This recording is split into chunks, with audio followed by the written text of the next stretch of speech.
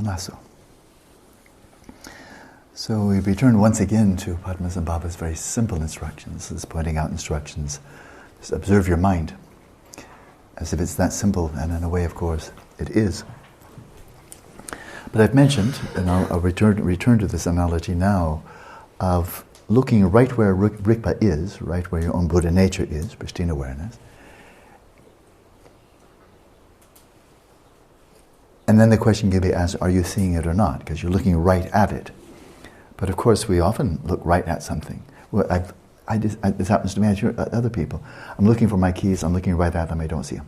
Right? And my wife comes in. I often ask her to help, when I'm looking for something, I often ask her to help me find it, because it happened. I'm looking right at it, don't see it.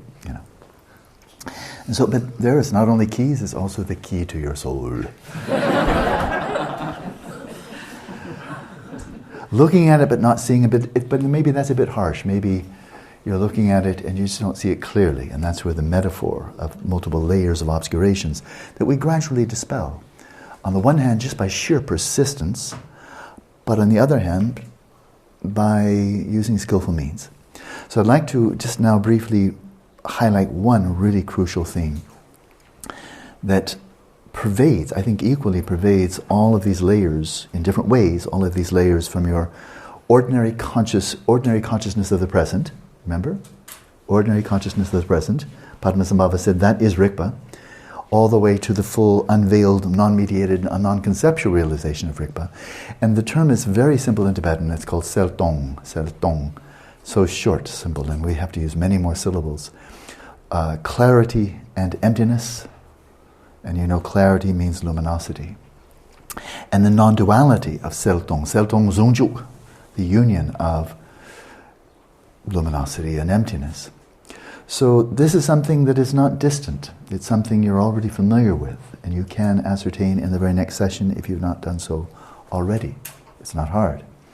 And that is as we simply observe this ordinary consciousness. So we're not expecting something elevated, something, oh, maybe I'm not there yet. No, it's the one you already have right now. That you'll see, if you observe it carefully, that it is clear in the sense of being clear of any type of materiality, that is empty, devoid of any type of materiality, has no physical attributes whatsoever, and you can see that. Right. And then the corroboration comes by the fact that still, with all of the incredible sophistication of modern technology, including in the cognitive sciences, there is no way of measuring, objectively measuring, consciousness. It has no physical attributes, so how can they possibly measure it? So there's two very compelling arrays of reasons or evidence to suggest that consciousness is clear in the sense of being immaterial.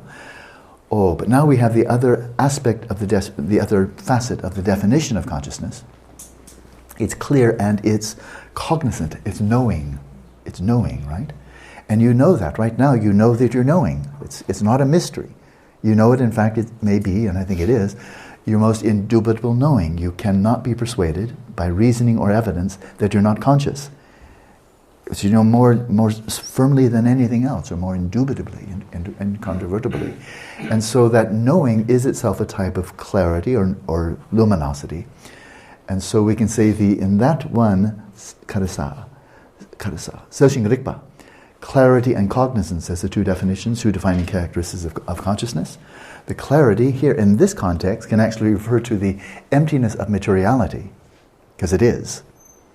And the cognizance can actually refer to the clarity, the luminosity of consciousness itself. The simple point being that as you are aware of being conscious right now, you can see that it's empty of materiality and it's filled with the light of knowing. Right? And that's already Seltong. So are you getting it? Because I'm not going to give away the plot. We're going to go from the beginning of the book to the end. But there it is, Seltong on page 1, and it's not difficult to ascertain, right? So we go there. Now let's keep on going. Let's look ahead. Let's imagine you've taken your mind onto the road and traveled the journey to Shamatha. You've taken the mind onto the path. You come to the culmination of the path, and you've dissolved your mind. It was kind of like a vehicle gets smaller and smaller until finally it's gone when you get to your destination. And that is your mind itself, your coarse mind, your psyche. And so now imagine that you're now just resting in subtle mind, subtle continuum of mental consciousness, also known as the bhavanga and the substrate consciousness. And there, you've come to the fourth of four types of mindfulness that are gradually arise on this path of shamatha. The fourth one being self-illuminating mindfulness. And so that's where you've inverted your awareness in upon itself, and you come right into the very nucleus, the very nature of the luminosity of consciousness. You've come to its kind of its nucleus, right? So there's your luminosity. It's self-illuminating mindfulness. So that is the luminosity of the substrate consciousness, which illuminates all other appearances in samsara. But of course, your awareness, when you're just resting there in shamatha, your awareness is not that it's called substrate consciousness. It's called substrate consciousness, which means you are, when you're resting in the substrate consciousness, you are aware of the substrate. That's why it's called substrate consciousness. And so that substrate, well, that's sheer vacuity. That's space. And you're simultaneously and non-dually aware of the space, the emptiness of the substrate, while also being aware of the sheer luminosity of your own substrate consciousness. So one whole layer of obscuration of luminosity and emptiness has been unveiled. You're seeing it now, and it would be one of these things like, I thought I had it, but now I've really got it.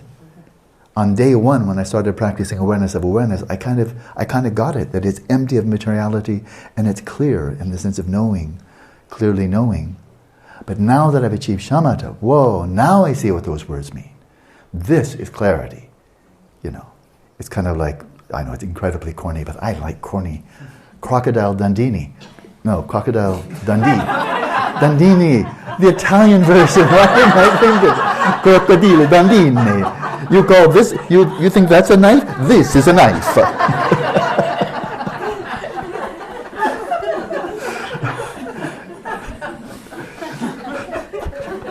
I enjoyed that.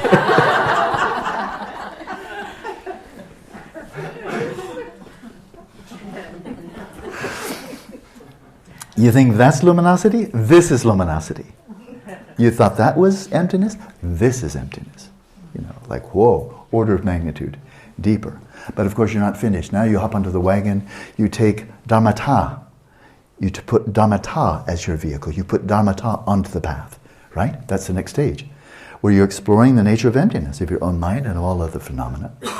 And that's, imagine you just carry that right on through until you have a nice, let's say an unmediated, why not? It's an unmediated, non-conceptual, non-dual realization of dharmata, of dhammadhatu, of shunyata, emptiness.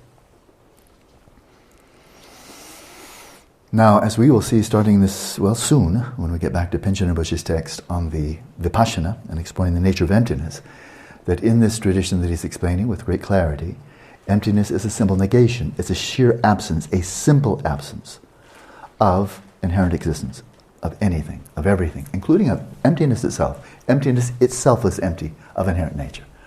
Otherwise, it would be a nihilistic extreme that would consume everything else. So, let's imagine now that you've become you're a bodhisattva, so you're an Arya bodhisattva. You're having a non-conceptual, non-dual realization of emptiness, right? And that emptiness is sheer absence of inherent nature. That's what you're observing, right? Non-conceptually. Are you aware at the same time of anything else? Just imagine this, but yeah. And I can say your senses have completely imploded. The conceptual designation has gone totally flat.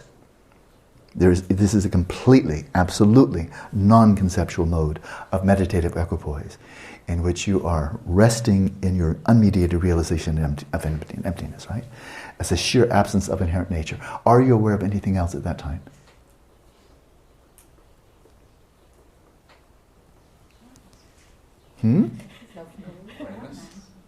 Yeah, you're still aware of being aware. You're still aware of being aware, right? It's built into any type of cognition. If I'm aware of Glenn, I'm also aware of being aware of Glenn, right? Now that awareness with which you are aware of emptiness, is it affirmative or is it a negative, a negation? Affirmative, yeah. It has qualities. It's consciousness, for heaven's sake. It's not an absence of something, it's a presence of consciousness. Whether you're realizing it with a subtle continuum of mental consciousness, which it would be the how do you say, the Bodhisattva path, the Sutrayana path, but sure, it's absolutely affirmative. And so you are simultaneously experiencing the emptiness, which is emptiness, and the luminosity of your own awareness, and these are non-dual. Seltong, non-duality of emptiness and luminosity. The object is sure emptiness, but the subject with which you're apprehending that object is luminous. It's clear, bright, and there's a non-dual. They say that when you realize emptiness in that fashion, it's like pouring one glass of water into another glass of water, which means you simply cannot distinguish them anymore. It's like you've poured the glass of water of the luminosity of your awareness into the glass of water of emptiness, and now they're completely non-dual, right? And I mean absolutely non-dual, right? No conceptual distinction whatsoever while you're resting in meditative equipoise. And so you call that luminosity, this is luminosity. You call that emptiness, that little piddling little emptiness of the substrate, that's a mere vacuity. This is emptiness. And now you see for the first time, oh, now I get it. Now I really get it, right?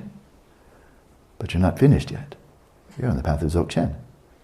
So now you're going to take, on your path, put Rigpa onto the path. Rigpa is going to be your vehicle, right? Because you don't want to simply be an Arya Bodhisattva, merely. You want to become a Vidyadatta. You want to realize emptiness with the very subtle mind, right? As you do in the stage of completion practice, right?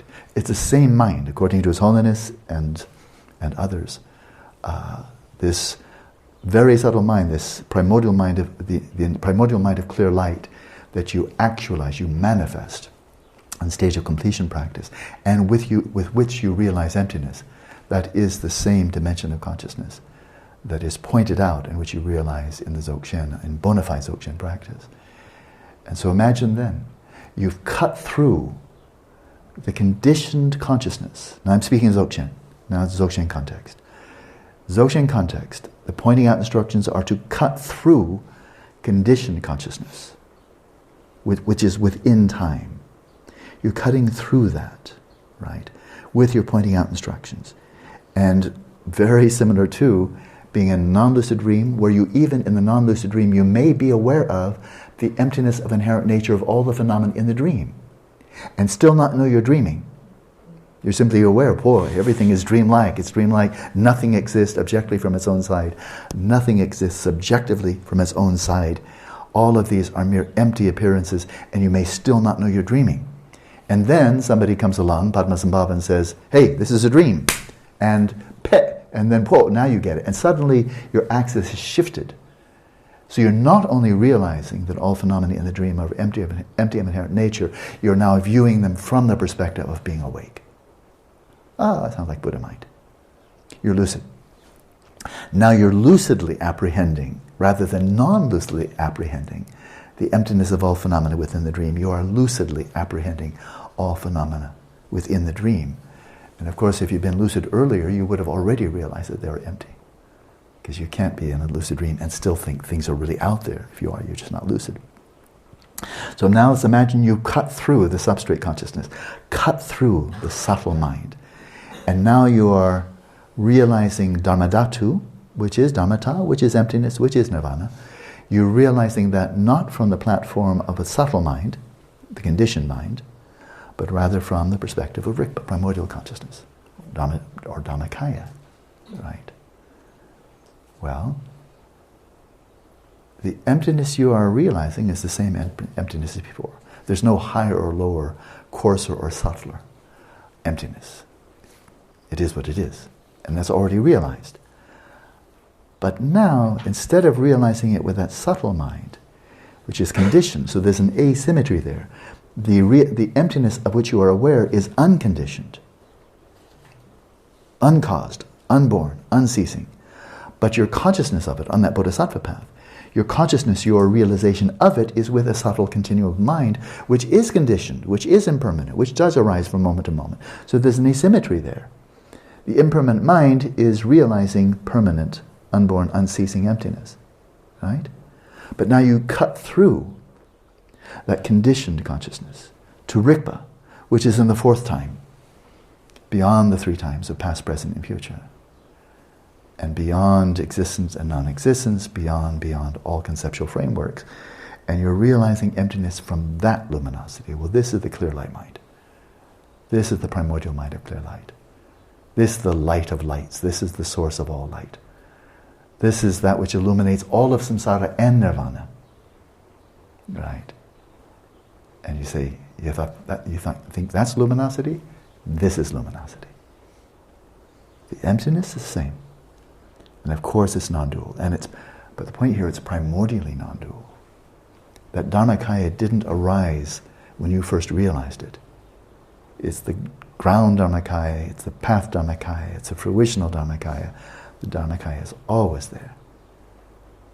Rigpa is always there. And it's always primordially non-dual from Dharmadhatu. And so there's the culmination of Self Dong Zongjuk, the union of luminosity and emptiness. It's the luminosity of Rigpa and the emptiness of Dharmadhatu. And you're seeing that on the first day. Right? When you just say, oh, ordinary consciousness of the present. Got it. Good. You're realizing Rigpa and Dharmadhatu maybe through 3 layers of clouds. Maybe. It's just how charitable you're feeling. Right? If you want to be tough, then give me a break. You're realizing the clarity and non-materiality of your ordinary, stupid, delusional, samsaric mind. That's what you're realizing, stupid. You want to be a bit tough, you know. That's true. You want to be more charitable. Well, you've just taken the first step in Dzogchen. And that's what Padmasambhava said, do that. So, there's the theme. It runs everywhere. You're going to see it everywhere. The non-duality of luminosity and emptiness. And everywhere means, like, for example, the Heart Sutra. Form is emptiness. Emptiness is form. What do you think that form is? Expression of luminosity. What else? And emptiness is emptiness. Form is emptiness. Emptiness is form. Apart from form, there is no emptiness. Apart from emptiness, there is no form. Luminosity and emptiness. It's everywhere. Can't get away from it. The emptiness of Dharmakaya, the form of the Rupakaya. The luminosity, the displays of the Rupakaya, Sambhogakaya and Manakaya, and the emptiness of Dharmakaya. It's everywhere. Everywhere you look. And the one who looks is all just union of luminosity and emptiness. Of course, I don't know what I'm talking about. But this sounds really good.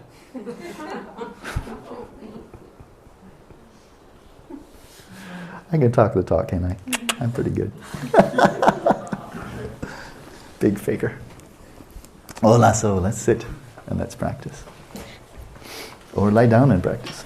If you want to lie down on the job, you can.